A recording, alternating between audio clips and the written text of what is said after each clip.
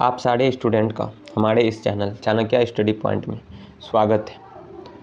आप सभी ब्रह्मास्त्र सीरीज़ में आगे बढ़ रहे हैं और अगर आपने इससे पहले वाले वीडियो को नहीं देखा है तो उसे जाकर ज़रूर देख लें, जिसमें हम लोग पार्ट 1 में बात किए थे श्रम विभाजन और जाति प्रथा के संपूर्ण जितने भी सब्जेक्टिव क्वेश्चन आ सकते हैं उन सारे क्वेश्चनों को मैंने जो है बताया है। ठीक है, उसके बाद फिर हम लोगों ने बात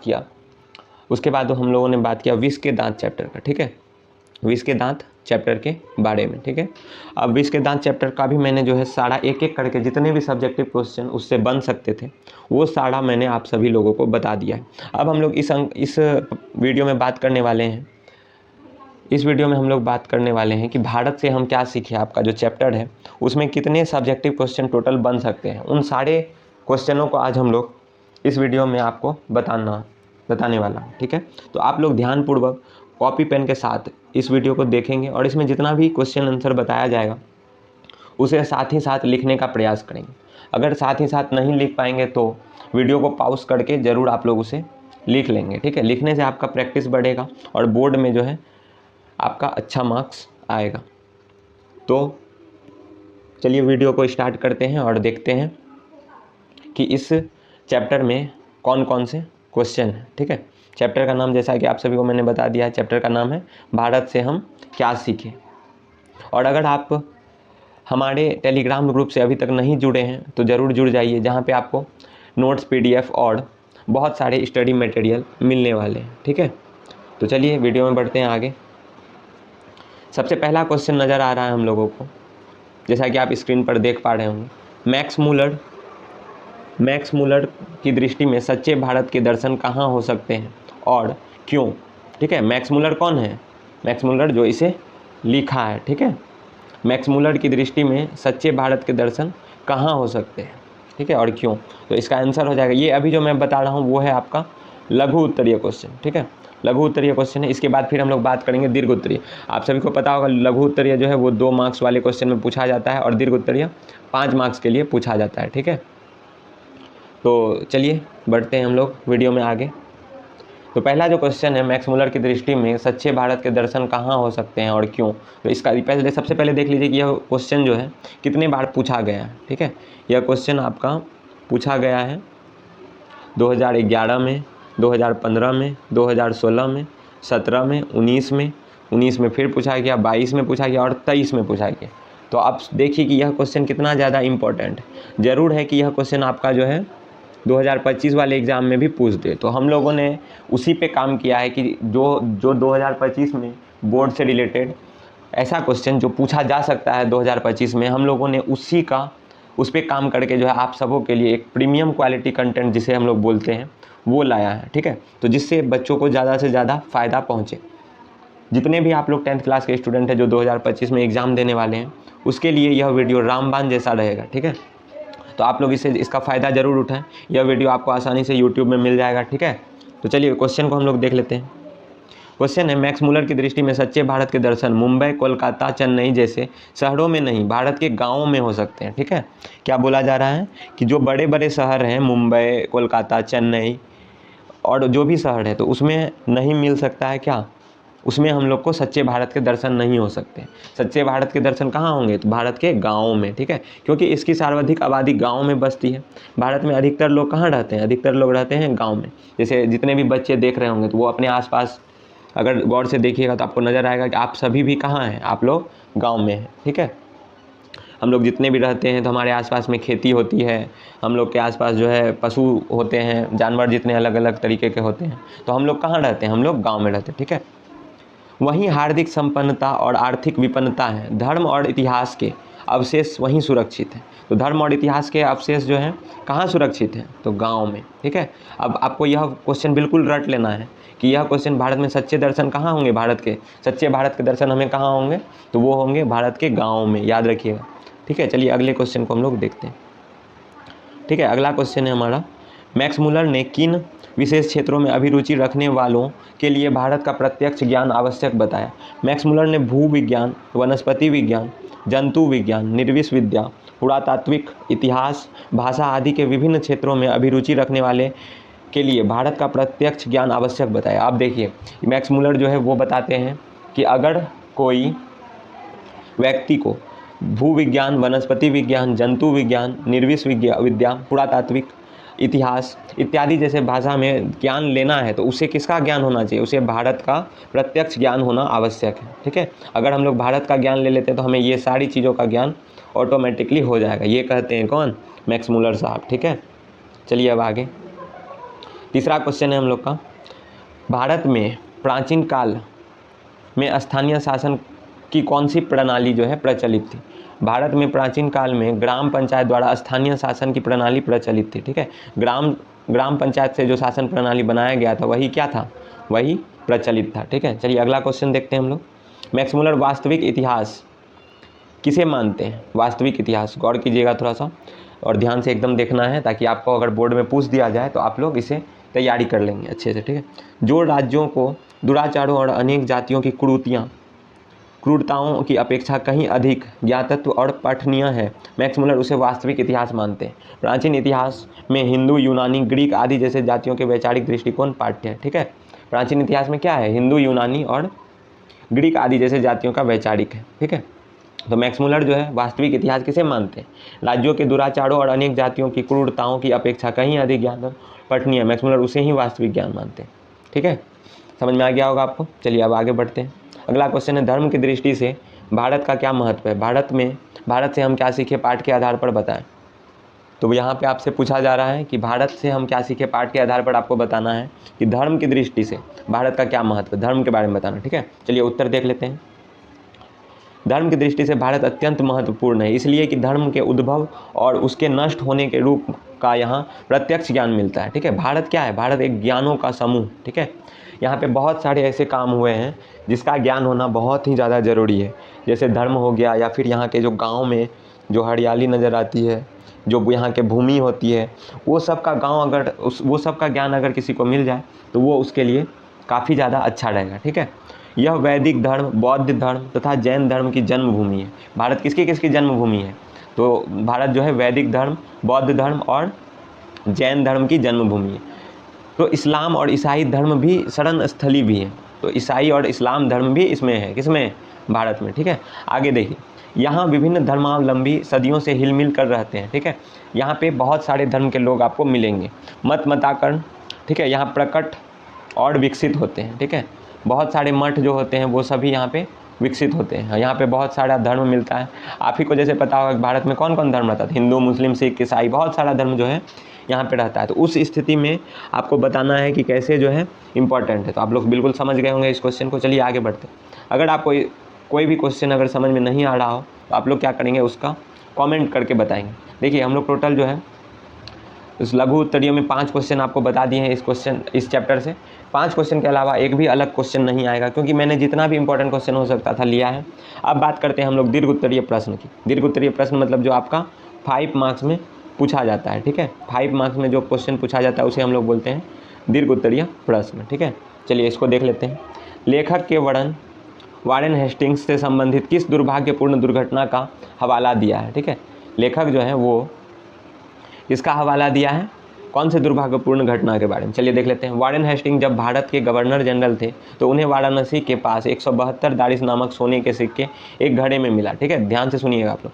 वारेन हेस्टिंग के सिक्के ईस्ट इंडिया कंपनी को भेज दिए, इस आशा में कि कंपनी उसे एक उदार पदाधिकारी समझेगी जिसने एक दुर्लभ सिक्के दिए, किंतु कंपनी ने निदेशक मंडल ने उन सिक्कों का ऐतिहासिक महत्व और नहीं समझा और उन मुद्राओं को गलवा दिया। ठीक है, गलवा दिया।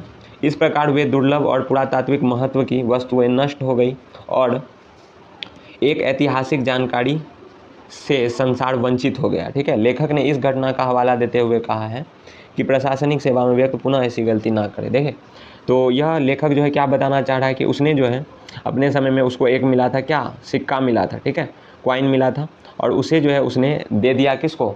जो वहाँ के ईस्ट इंडिया कंपनी को भेज दिया। ठीक है, अब क्या हुआ? अब जो है ईस्ट इंडिया कंपनी ने उसका महत्व को नहीं समझा और उसने क्या कर दिया? उसने उसे गलवा दिया। तो इससे वो सीख देते हैं कि इससे जो है कोई भी ऐसी गलती पुनः ना करे। ठीक है, जिसको अगर मान लीजिए आप लोग किसी को ज्ञान दे रहे हैं, उसका ज्ञान को वैल्यू उसको जो है पता नहीं है, आप जो बोल रहे हैं उसे समझ में नहीं आ रहा, तो उसे देकर कोई फ़ायदा है? तो इसी तरह सिक्का जो था वो ईस्ट इंडिया कंपनी को दे दिया गया, लेकिन ईस्ट इंडिया कंपनी जो है उसे उस सिक्के के महत्व को नहीं समझ पाया, तो इसलिए वो कहते हैं कि ऐसी गलती दोबारा ना करें। ठीक है, समझ गए होंगे। अगला क्वेश्चन देखते हैं हम लोग। लेखक ने सिकंदर किसे कहा? ऐसा कहना क्या उचित है? लेखक के अभिप्राय स्पष्ट कीजिए। ठीक है, लेखक ने सिकंदर किसे कहा, चलिए जानते हैं इस वीडियो में, इस क्वेश्चन में। लेखक ने सर विलियम जेम्स की तुलना सिकंदर से करते हुए उसे नया सिकंदर नाम दिया। ठीक है, किसे दिया? विलियम जेम्स को। भाव एवं कार्य की दृष्टि से ऐसा कहना कोई अनुचित नहीं कहा जा सकता, क्योंकि लेखक की दृष्टि में विलियम जेम्स का कार्य भी साहसपूर्ण था, कष्टमय था, संघर्षपूर्ण था। ठीक है, अपनी प्रियजन भूमि और परिजनों से विलग होकर वह भारत दर्शन के लिए यात्रा में निकला। अनेक सागरों को पार कर भारत दर्शन करने के लिए यात्रा कर रहा था। सागर की लहरें, सूर्य का सागर में डूबना आदि दृश्य उसे उत्साहित तो कर ही रही थी। ठीक है, वह अपने सपनों को भी साकार रूप से देने के लिए ललायित था। ठीक है, जिस प्रकार सिकंदर ने अनेक देशों को जीतकर विजय अभियान को पूर्णता प्रदान की, ठीक उसी प्रकार विलियम जेम्स भी साहित्य और पुरातत्व के क्षेत्र में प्राच्य साहित्य से विश्व को अवगत कराने के लिए संकल्पित होकर लगा हुआ था। ठीक है, इसी जीवटता, अदम्य शासक, स्वप्नदर्शी रूपों के कारण लेखक ने उसे सिकंदर बोल दिया। जब आपके अंदर साहस होगा, आप बड़े बड़े साहसी कामों को कर लेंगे, तो आप ऑटोमेटिकली जो है आप क्या कहलाएंगे? आप सिकंदर कहलाएंगे। जैसे मान लीजिए आपने पढ़ा और इतने अच्छे से पढ़ा कि आप जो है बिहार टॉप कर जाते हैं, तो आप सिकंदर कहलाएंगे कि नहीं? तो जितने भी और अलग बच्चे हैं उन सब के सामने आपको क्या कहा जाएगा? आपको सिकंदर कहा जाएगा। चलिए अगला क्वेश्चन देखते हैं। भारत के संबंध में मैक्स मुलर के विचार अपने शब्दों में लिखे। ठीक है, भारत के लिए उनका क्या विचार था, इसको बताना है आपको अपने शब्दों में। ठीक है, भारतीय सिविल सर्विस के पदाधिकारी को मैक्स मुलर ने क्या सलाह दी? तो विशाल भारत संपत्ति और प्राकृतिक सुषमा की खान है। ठीक है, भारत क्या है? प्राकृतिक संपत्ति सुषमा की खान है। यहाँ नदियाँ हैं, सुरंगें, घाटियाँ हैं। ठीक है, मानव मस्तिष्क की उत्कृष्टतम उपलब्धियों को साक्षात्कार भी है, इसी देश में किया गया है। प्लेटो और कांट को भी पहले यहाँ के लोगों ने ही अनेक समस्याओं के बाद समाधान के लिए ढूंढा। दरअसल सच्चा भारत शहरों में नहीं बल्कि कहाँ है? गाँव में है। ये बात बार बार आ रहा है, तो आप लोग इसे ध्यानपूर्वक याद रखेंगे कि हमें भारत में जो है सच्चे भारत के दर्शन कहाँ मिलेंगे?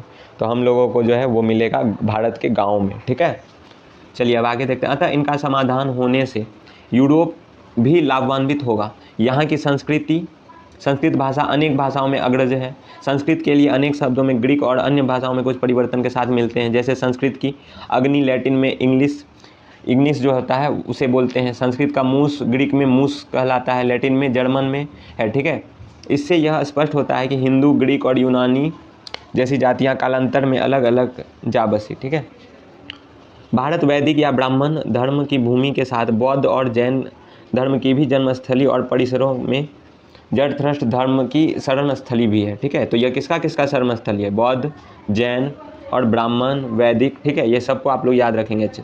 प्रशासन की दृष्टि से यहाँ लोकतंत्र आदि रूप का ग्राम पंचायत मिलता है। ठीक है, दरअसल भारत आज उस दहलीज पर खड़ा है जिसके पीछे समृद्ध अतीत और सुदूर भविष्य की अमित संभावना है। ठीक है, अतः वहाँ जाकर बहुत कुछ जानना पाया। ठीक है, और सीखा जा सकता है।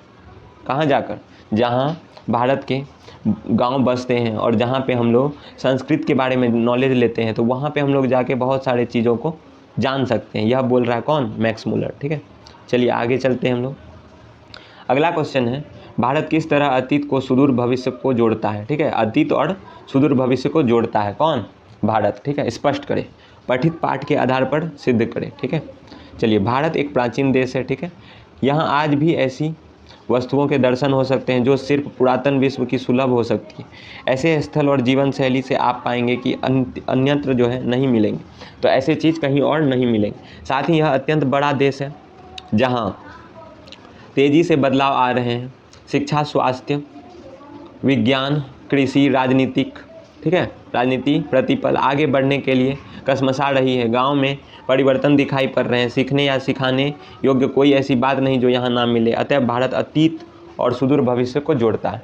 देखिए भारत कैसे जोड़ता है? भारत में अनेक ऐसी चीज़ें हैं जो बहुत सारे लोगों को बहुत कुछ सिखा सकती है और अपने भविष्य को सुदृढ़ और सुंदर बना सकती है, ठीक है। तो इसीलिए हम लोग क्या बोलते हैं, इसीलिए बोलते हैं कि भारत अतीत और सुदृढ़ भविष्य को जोड़ता है, ठीक है। चलिए अब अगला क्वेश्चन हम लोग देख लेते हैं। संस्कृत और दूसरी भारतीय भाषाओं के अध्ययन के पश्चाताप, ठीक है, जगत को प्रमुख लाभ क्या क्या हुआ। तो जब हम लोगों ने संस्कृत और दूसरी भारतीय भाषाओं को पढ़ा तो उससे क्या लाभ मिला, इसे आपको बताना है, ठीक है।